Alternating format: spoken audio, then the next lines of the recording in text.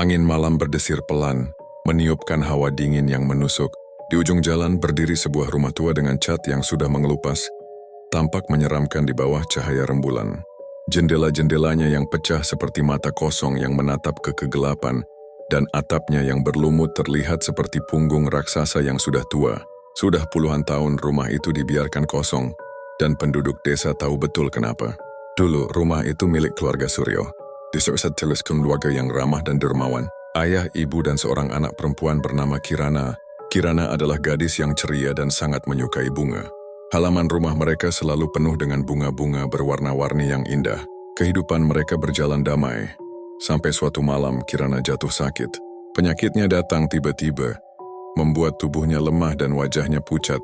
Kedua orang tuanya sudah mencoba berbagai cara, membawa Kirana ke banyak dokter, tapi tak ada yang berhasil. Sampai suatu hari seorang dukun tua datang dan mengatakan bahwa Kirana sakit karena rindu. Tapi bukan rindu pada manusia, melainkan pada rumah mereka sendiri. Awalnya keluarga Suryo tidak percaya.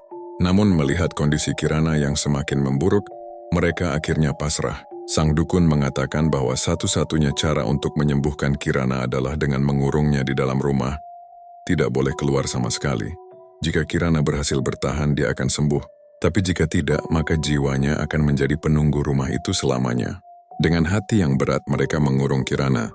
Setiap hari Kirana hanya bisa melihat dunia luar melalui celah-celah jendela. Kerinduan untuk berlari di antara bunga-bunga di halaman rumahnya semakin besar. Dia mulai melamun, berbicara sendiri, seolah ada yang menemaninya. Ayah dan ibunya tahu. Gadis kecil mereka sudah tak bisa diselamatkan. Pada suatu pagi, saat mereka membuka pintu kamar Kirana, tak ada lagi gadis kecil itu di sana.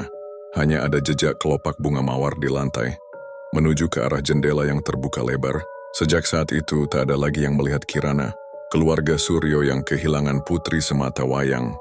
Mereka akhirnya pergi, meninggalkan rumah itu begitu saja.